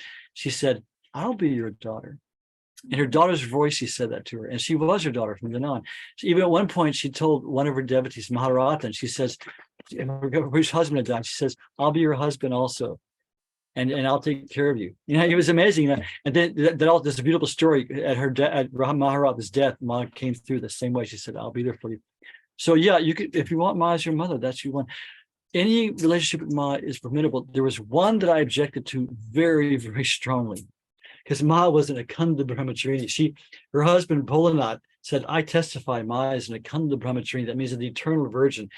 The times in Ma's life when somebody tried to come on to her in a certain way, especially when she was young, met tragic ends. There was one servant in their house when Ma was just a young bride, and Ma got up early to do the work, and he came up to her and he just tried to touch her like that, and he fell over in convulsions, and Ma let him convulse for a while and eventually healed him, but he was contorted the rest of his life. Another person tried to put some candy at a wedding. Some two young men came and tried to put sugar in him while he, trying to flirt with her, and they had terrible consequences. Ma was and is the divine mother, and she's the eternal Kumari. So that. Excuse me for even mentioning it, but that is the one relationship that I strongly objected to. The guy wrote back and said, blah, blah, blah. But anyway, but other than that, I can't think of any relationship that's not appropriate. If you want Ma to be your daughter, I mean, really, people think of Gopala Krishna, or even like in the Christian tradition, the baby Jesus. They have devotion for the infant of Prague. To have that's considered it's called Vatsalya Bhav, where you think of God, you have a motherly devotion towards God. It's considered one of the most pure. It's very sweet. Yeah, it's very sweet. So you can think of God as your daughter, as your friend, as your beloved, but not sexually. That is not Ma's Bhav. I can tell you that. Mangalananda, when I was with Ma, I just to respond to you, Randy, I felt like I was seeing my mother and my grandmother, like she was exuding the essence of my mother and my grandmother, who I was very close to. So that was, and then it morphed into seeing myself, like it was my own self. But initially, and it kind of went back and forth. From my mother to my grandmother to myself, to my mother to my grandmother to myself. Like it was always rotating around like that. So personally, that was my experience. Yeah. Yeah, absolutely. And people often saw their Ishta saw Ma as Krishna or as Rama, or as this one lady saw Ma as Guru Gobind Singh. Ma came and walked in vision into her meditation room dressed as Guru Gobind Singh, because she could be all to all. That's true. And Arpita, that's the deepest perception of Ma, when you see she's your own self. Like I read the excerpt from Shraddha's book, how she realized at her first darshan, what is this familiarity we all felt at Ma's first darshan? And she realized, I'm seeing my own self as an external entity. And Ma said that so many times, I am your own self. So yeah, absolutely. Relationships with Ma are up to the heart, not up to lust and cupidity, but up to the heart and to the soul. The soul will know how to relate to Ma. So yes, and thank you, Robert. That's also very relevant. We have two hands up as well, Sanjay and then Ramani. Jai Ma. So Acharya Mangalananji just wanted to say that next month I'm going to India, and I was not knowing, about the Masharanam ashram, but then I decided I'm going to be there and spend some time, So I don't know much about it, but probably, I will get in touch with you if I need some direction, how to go there and to meet whom over there. I think I heard from that Swami Guru Saran, you said, you're right. We can go and meet him. Absolutely, Sanjay Bhai. Absolutely. Gloria and I, since I left India in 2013, we were going back every year. And because of COVID, we hadn't been for 3 years. And so I hadn't been back for 3 years. And last February, I was back, and just walking on the property, I thought, oh God, this is heaven on earth. Literally, every time we go back, it's more beautiful, more peaceful, more divine. They planted more trees, and they're not doing the typical Indian thing of overbuilding, building more and more buildings. They're just working on the grounds. And of course, we built a new Sikh. We have built a Sikh Gurdwara there, which is kind of cool. It's a heavenly place. We have 2 beautiful guest house there. They're comfortable rooms. Yeah, Sanjay, just keep in touch with me, and I'll put you in touch with Swami Guru Sharananda. And yeah, definitely worth visiting. It's a wonderful heavenly place, totally devoted to Ma. Beautiful round Anandamayi Ma temple with Ma's murti and photo, and a 3-dimensional Sri Yantra, because everything. This Ma Sharanam ashram is under the patronage of Ashok Kulkarni, one of Ma's closest devotees. We just call him Ashok Baba. He passed away just last year, and Ma, he was one of the 3 people that Ma had initiated into Sri Vidya, which is the highest tantric practice of invocation of Divine Mother through the Sri Yantra. So all the pujas in our ashrams are done by the boys, by the boys in the Gurukul, according to Sri Vidya, and by Swami Guru Sharan's training. And we have a beautiful 3-dimensional Sri Yantra that we worship. We invoke Ma through that also. So yeah, you're always welcome. Just keep in touch about that for sure. Sure, I will do that. Thank you. You will not want to leave. You will not want to leave. You will want to stay forever and all your whole days of your whole life. You'll never want to leave. For sure. So beautiful. One of the things that I was thinking about when Pragna was reading about, when you're ready, the guru will appear, or the practice will appear, or whatever. I just was thinking how crazy, and I just had this thought that my initiation happened literally right before COVID-19, where everything got shut down. So, and I literally didn't even put 2 and 2 together until Pragna was reading from her book. And so I was practicing with Swami Guru Sharananda at Mashanma Ashram for about 5 years, and I had wanted to be initiated into Ma's lineage and I kept going, okay, Swamiji, when are you going to do this? And he's like, no. And when you get a chance to meet him, you'll see what I mean. He's very much like we are all children of Ma, and he doesn't very much see himself as someone who could initiate, really anybody. So the last time I was there, we were all sitting in the ashram courtyard, and I had just been asking Swamiji again, and he's like, no. And then we're sitting there, and probably like 5 minutes go by, and all of a sudden he turns to me, he's like, should we ask Ashok Babaji to initiate you? And I was like, what? Yes, I don't know. And then like within 3 days, like I was in Purna at Ashok Babaji's house, and Swamiji just picked up the phone, called him. It just so happened that Ashok Baba was doing an initiation already during the time I was there. And I was on a plane and then in his house, and then getting initiated into the Sri Vidya lineage, which I mean, so I don't know how I even deserved that, or still to this day deserve that.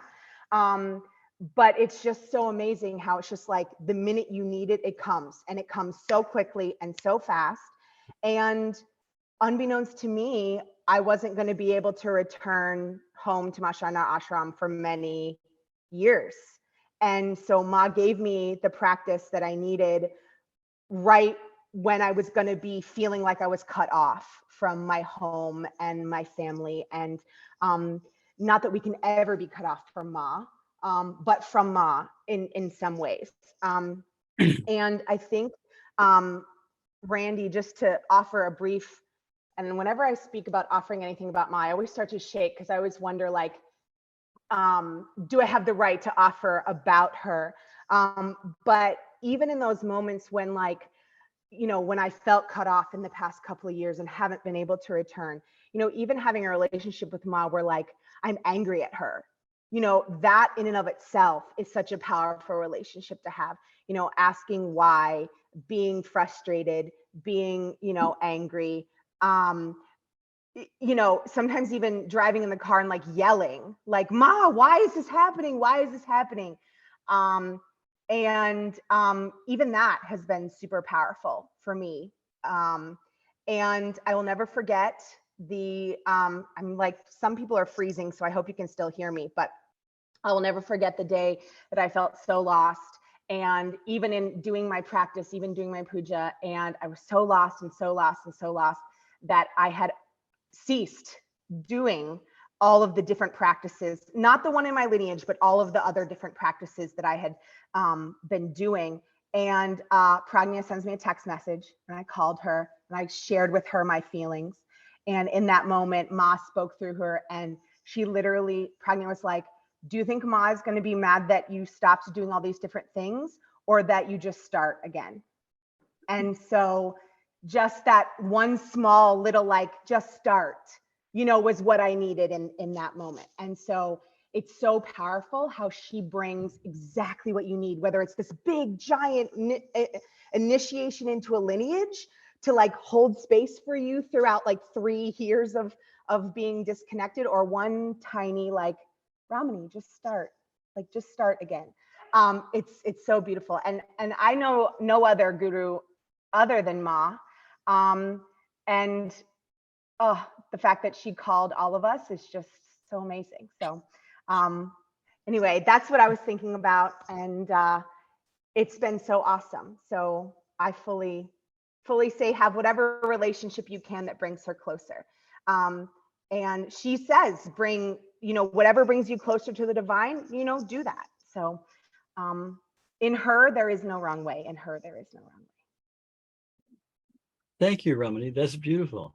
And I didn't know you got auditioned by Ashok Baba. That is amazing. That's fantastic. Congratulations. Ashok Baba really, it was phenomenal. Yeah, he's a wonderful, wonderful saint of mine. In the patron, his ashes are now in the courtyard of my Sharanam. Beautiful. That's beautiful. I just found out that the 10-year visas got renewed. So I'm going to go back next year. I'm going back so I can see all the new stuff that's been there. And Swamiji actually flew with me to Purna to do all the translation for my initiation. So he was a big part of that too. I feel so blessed. That's fantastic. That is so beautiful. That's wonderful. Yeah, it will. It's true. What we need will come up at the right time. It's true. People can speak, Ma can speak to someone just like in an instant. So the most unlikely person will just say something and suddenly it'll strike you, oh, that's Ma speaking. That's not that person. So that's beautiful. You have the relationship with the Ashok Baba. That's really wonderful. That's wonderful. We have 2 more hands and only 10 more minutes. So okay. Please. Okay, Rainer, you call who? Okay, we have Lucas and then Bill. Okay, thank you, Reno. Adding something quickly to, I would say, today's discussion, there's I would say, quite a lot of guideline given by Ma in Matrivani when we can hear her talking about spiritual life, being involved in sadhana, doing japa. So there are quite many, I would say, places in Matrivani to which we can relate to. And one more thing, I would say, looking at it from the wider perspective, we can even find, I would say, extremely beautiful quote from Pragnya's book, where Ma is saying, talking about kripa, about the grace, that the kripa, the grace is always available. So that's just contribution from myself. Thank you. Yes, that's very good. It's true. Ma said that this kripa, this grace, is flowing on everyone at all times. And she said the reason we don't get it because our vessel is upside down. She said if you put a bowl underneath a waterfall, it will stay dry inside. If it's the wrong side up, she says sadhana is turning your vessel right side up to catch that grace, that kripa. Thank you. That's really beautiful. Yeah. Rainu, who else had a question? Next we have Bill, and then also Frank put something in the chat as well. Thank you. This is really more of a question, and I'll try to keep it brief because it's a complicated subject, and I don't want to get too much into the background, but I've heard, Ramani mentioned that she was initiated into the Sri Vidya tradition, and Mangaladanya, you mentioned Sri Vidya as well. And my question is the tradition, the Sri Vidya tradition, or is that just part of it? One of many aspects? Because I lived for many years at the Himalayan Institute in Pennsylvania, and that's the Sri Vidya tradition. So I'm really curious. Yeah, that's a good question. Those who aren't familiar, the Sri Vidya is kind of what was considered the height of the tantric practice. And don't think of what tantra means in the West. It's a blasphemy. Tantra is the invocation of the Divine Mother through mantra, yantra, and kriya. Inner movements, meditative movements of energy and invocation of mantra. And in particular, the Samyama school, which is what I come from. Yeah, the Misra school, excuse me. Yeah, and the yantra is the geometric design a mantra, the sound of a mantra makes, and the Sri yantra is considered the thing to meditate on, the Sri yantra and Sri Vidya. Ma was so vast. You can't say there was one thing that was her tradition and one thing was not. Now, Ashok Baba, I can say, was one of the three people who were initiated into who at Ma's behest were initiated in Sri Vidya and practiced it. Ashok Baba, Swami Kedarnath, who I live with, and Swami Nirgunananda were the three people. And Ashok Baba was a master at Sri Vidya, and he said, Sri Vidya is Ma. Now, I would encourage you to read my book about Ma. It's a small book called A Goddess Among Us. I don't have time to tell the story now. There's a story there Ashok Baba told me of how Ma turned into Tripura Sundari, the goddess of Sri Vidya, before his very eyes. She turned totally red. Three people saw it, sitting in front of Ma, saw this. And then she said, learn Sri Vidya. Okay, there's a whole story about that. So Ma is Sri Vidya. So anyone is in that. So on one level, ultimately, Ma's words, Ma said, at the end of any path, any path that anyone takes to God, at the end of this little child heartily welcomes them. So Ma is at the end of every path. But to answer your question briefly, yes, Ma is Anandamayi Ma specifically is very connected with Sri Vidya. Now that in our lineage, that's not, I can say it's only taught to very few people, but our particular ashram is very connected with that. But you can't say this is Ma's lineage, this isn't Ma's lineage. It's just that that's one of her real potent manifestations. But it's not within our lineage. Sri Vidya is not specifically taught to all. Like I say, Ashok Baba brought it, and Swami Kedarnath brought it into our sadhana. Does that answer your question? I understand your question, but I'm giving a brief answer. Yes, thank you very much. That's great. Yeah, read the story in my book, though. It's really thrilling how Ma turned into Tripura Sundari, who is the goddess of, the patron of Sri Vidya. I think we have time. One more question, then we'll just maybe we'll just do the kirtan and look at Ma's photo. Frank was asking. Frank, did you want to? Yeah, Frank, did you have something to add? Hello, Frank. No, I just shared something on the messages. Well, go ahead and read it. Let's see what I can't. Oh, I'm sorry. It's just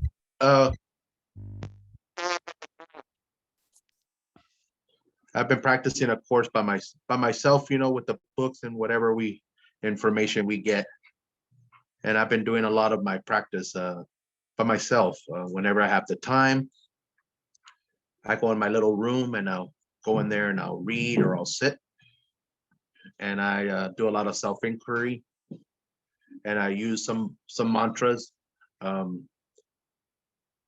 But there's things going on that are happening to me that's where I feel like that's where I need the guru. And one of the gurus that I really love and admire is I can't say his name, but everybody just calls him Baba. Kedarnath.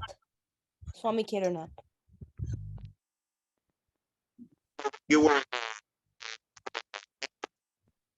I was going to tell them if how can I don't know how to approach this. How I go around, about if having him as my guru, because I have a lot of questions. And his book, The Introduction to Sri Ma's Philosophy of Absolute Recognition, has really done a lot in my life, where I'll explain it, but I just feel like I've read that book 3 times, and every time I just learned something new from it. And just, I don't know, every time I see pictures of him or people post pictures of him on Facebook from India, he just touches me deep. So I was gonna ask you when you were in India, you know, to tell him, but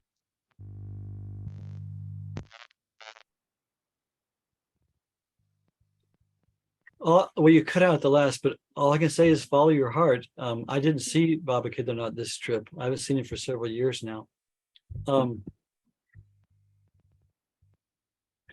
No one can tell you who to follow. You know, your own soul and your own heart only can tell you. But yeah.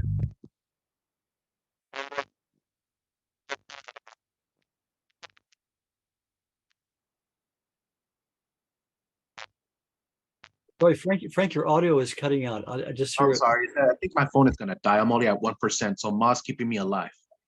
Keeping my phone alive. It's been at 1% for like 10 minutes. I think.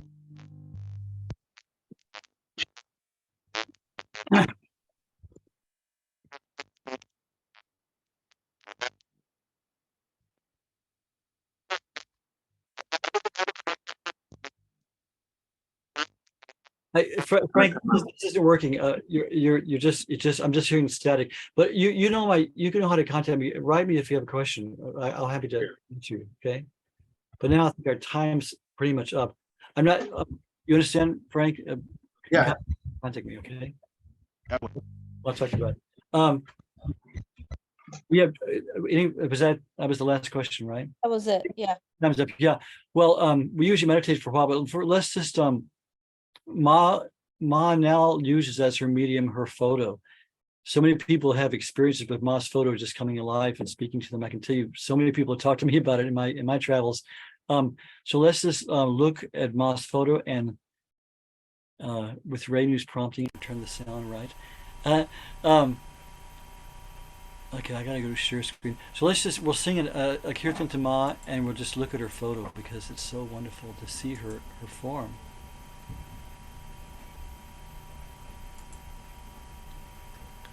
Okay, I gotta do a slideshow.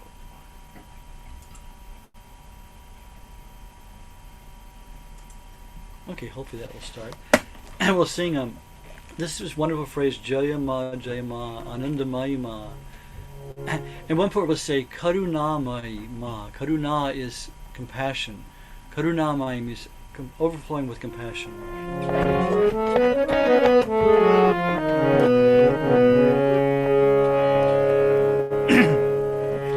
Jaya Ma, Jaya Ma, Jaya Ma, Jaya Ma, Jaya Ma, Jaya Ma, Jaya Ma, Jaya Ma, Anandamayi Ma, Jaya Jaya Ma, Anandamayi Ma, Jaya Jaya Ma, Anandamayi Ma, Jaya Jaya Ma, Anandamayi Ma, Jaya Jaya Ma, Jaya Ma, Jaya Ma, Jaya Ma, Jaya Ma, Jaya Ma, Jaya Ma, Jaya Ma, Jaya Ma, Anandamayi Ma, Jaya Jaya Ma, Anandamayi Ma, Jaya Jaya Ma, Jaya Ma, Jaya Ma, Jaya Ma, Jaya Ma.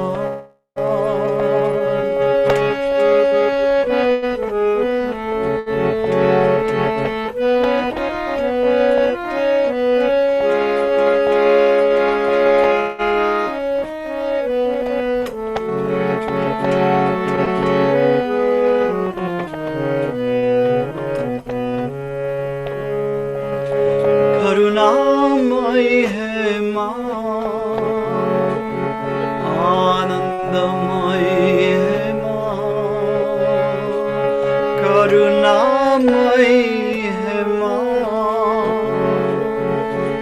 आनंदमयी है माँ, करुणामयी है माँ, आनंदमयी है माँ, करुणामयी है माँ,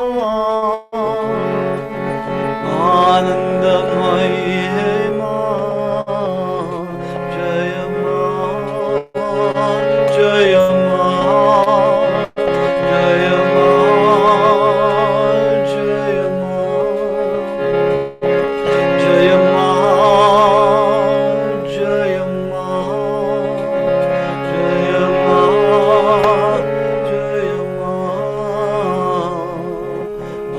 आनंदमयी माँ, जय जय माँ, आनंदमयी माँ, जय जय माँ, आनंदमयी माँ, जय जय माँ, आनंदमयी माँ, जय जय माँ, ओम माँ, ओम माँ, ओम माँ, ओम माँ, ओम माँ, ओम माँ,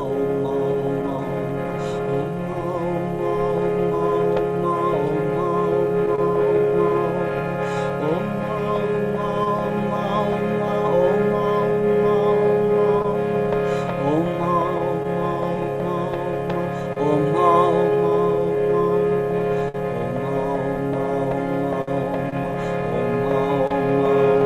जय माँ, जय माँ, जय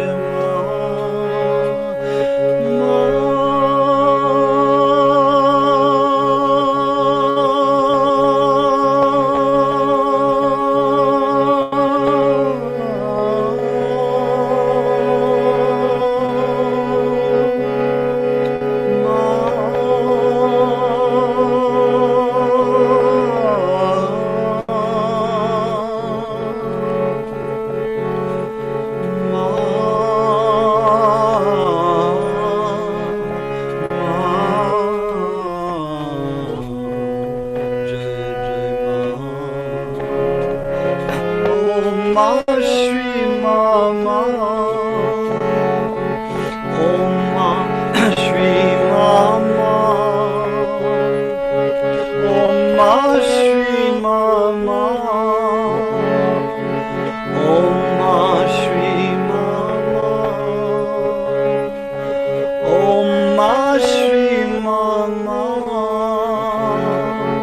ओम माँ श्री माँ ओम माँ श्री माँ ओम माँ श्री माँ ओम माँ श्री माँ जय जय माँ ओम माँ श्री माँ जय जय माँ ओम माँ श्री माँ जय जय माँ ओम माँ श्री माँ जय जय माँ ओम माँ श्री माँ जय जय माँ ओम माँ श्री माँ जय जय माँ ओम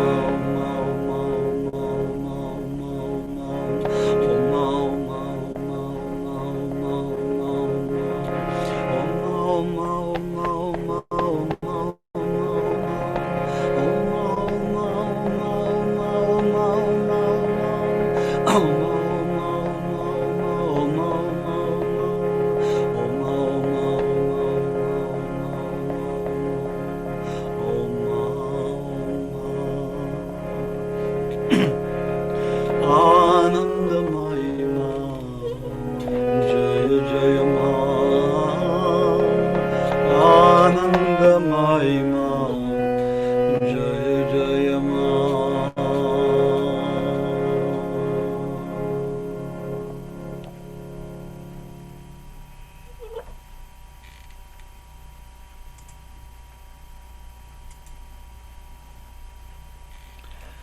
Well, we usually meditate a little bit, but we're gone past the time. It was such an interesting subject today from the Ma's readings. So two important things. Renu remind me about, telepathically reminding me about. One thing is, next month we will not have the monthly satsang on the third Sunday like we've been doing it. We'll have the same Zoom link, but we're going to have it on the 14th. That's the second Sunday of May, May 14th. We're going to have Ma's birthday celebration, because her birthday by calendar date is April 30th, but then we do it by the lunar date also, so that all the time in between we can celebrate her birthday. So we'll do it the same as we did last year, where we'll offer flowers together, we'll sing kirtan, we'll read her words. It'll be a birthday celebration. I have to leave the country. I'll be out of the country on the third Sunday, so we're having it on the second Sunday. So join us on this same Zoom link next month, and I'll send out a letter also. It'll be May 14th. That's correct, the date, right, Pragya? 14th? That's right. Yeah. So Sunday, May 14th, the second Sunday in May, we'll join together on this Zoom link, but to do Ma's birthday, her puja, and we'll do it between Pragya's link and my link. I mean our Zooms. We'll do like we did last year. We'll offer rose petals, and so it'd be good to have some flowers or petals, flower petals, because we're making 108 offerings to Ma, saying Om Ma Sharanam. And we'll sing some kirtan. It'll be really wonderful. It was very meaningful last year. People seem to really love it. We felt Ma's response very strongly. And the second thing is, we talked about our Ma Sharanam ashram. Ma Sharanam ashram, like I say, it's under the patronage of Ashok Kulkarni. It's very much in Ma's lineage. It's a beautiful lineage. We have a school for the local. It's a free school for the local village children who come. We have now about 300-400 students. We had more before COVID, and we have a Gurukul. That's a hostel where boys live and train full time. Boys from age I think 12 through about 18 or 19. We had 50 boys before COVID. Now we have like 10. We're slowly building back up. But we were funded by, first of all, Swami Gurushan and I used to travel together and raise funds for the school. And then I moved back to America, and he would travel by himself. Then COVID came, so he's not touring anymore. And we had a non-profit, Children of Anandamayi Foundation, for years, which Pragya also worked very closely. It had to be shut down at the beginning of COVID, so we have no financial backing for the school to speak of. So now we're using this very wonderful and dependable and stable app called Give India, or I think it's now called Give.do or something like that. So you can donate through a credit card, and it's safe, and it gets there, and all the money goes. I was just there. All the money goes directly to the project. There's no, like, if you give us some of these commercial projects, something like 12% goes to the actual project. This goes right to the people on the ground running the school. And the present fundraising drive is they're starting a new term in June, and they need to pay the teachers' salaries, and also they're having to put in some solar panels into one thing to bypass the electrical current that they're having trouble with. So they desperately need money.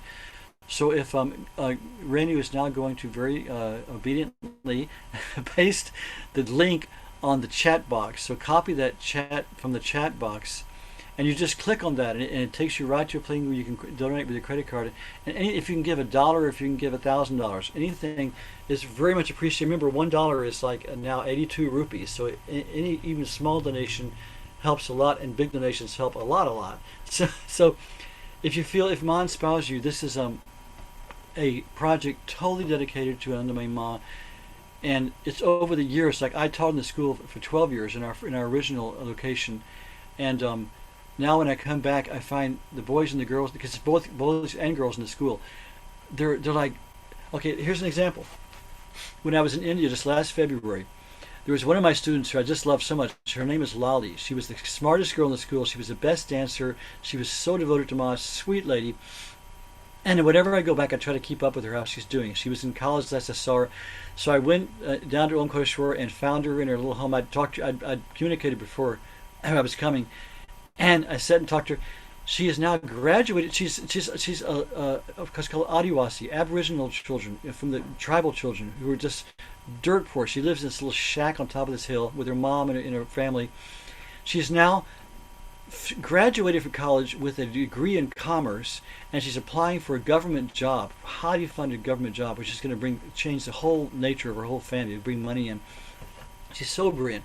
So we have stories like this, endless stories like this of these wonderful Adivasi children who are so poor but so bright and so eager to learn, and the kids are just wonderful. And the ashram is such a there's ever a worthy charity to give to. It's Ma Sharanam. So please copy that link if you feel so inspired, and if you feel inspired to donate, that's my suggestion. There's no compulsion. But it's a very, very worthy project, and they definitely need your funds. And I can swear by my own life the validity of this project and the security of that app, and it works really, really nicely. Okay. Lucas has his hand up. Yeah, Lucas. Just to quickly add, Spami, to your words. Yeah, I tried that link yesterday. It's safe. Yeah, it's working. Yeah, just one question. Is that the long-term link that you can add up anytime you want? Yeah, they're permanent partners in that link now, so it works anytime. And this is a government tax, a genuine, I forget what the number is, tax 501c3. Yeah. What is it called? A nonprofit organization, and this generates a receipt for you, which you can use in your tax deduction. Yeah, I saw it. I don't need that. I just want to make sure that anytime it stays in one place. Yeah. Yeah, we're doing a fundraiser now, but any time of the year, it's open all the time. That's good. Yeah, that's good. I tried it last night. Yeah, it works. Yeah, it's safe. Thank you, Lucas. Yeah. You're welcome. Yes. You're welcome. So Take care. It's wonderful to see everybody. And if you want to unmute and say goodbye, it's great. I'm looking at everybody's face. Wait, I had one thing. So is it that we're only meeting on the 2nd of the? Oh yeah. So we will not meet on the 3rd Sunday next month. We will not meet at this time. We'll only meet on the 14th, the 2nd Sunday, and that's just for next month because I have to go to town. But the following months will be always on this 3rd Sunday. So next month it'll be on the 14th, the 2nd Sunday. Okay. So good to see everybody. Jai Ma, and thank you all for coming. May you have success in your sadhana. Special Jai Ma to Marita. We didn't introduce her, but I see you there. Marita from Hawaii, I bet. Oh, nice. And hopefully next year we're just loosely planning an in-person Matthew Satsang, at least a weekend in Florida, and we're gonna make Katya come for sure from Portugal. Sure, you can just jump across. Yes, I would go for sure. Yeah, just a quick jump across the Atlantic. Yes, it is. But with Ma's grace, anything is possible. Possible. Hanuman could jump across the Sri Lanka. You could jump across the Atlantic. Yes. Thank you. And Ramani, so good to see you again after so long. It's great. You're muted there. She's not getting. Oh, you're not getting it. Yeah, because you're unmuted. Okay. And Sanjay, please stay in touch about visiting Ma Sharanam. You'll love it. Have a wonderful month, everyone. See you at Ma's birthday party. Yes. And Renu, please copy. Jai Ma. Jai Ma. Good to see everyone. Renu, please copy. Mr. Tiku. Thank you so much, Jai Ma. Jai Ma, thank you for coming. Thank you, everyone. Jai Ma. Jai Ma. Take care, guys. Thank you. Jai Ma. Bye. Bye. Thank you. Bye-bye. Thank you. Jai Ma. Thank you.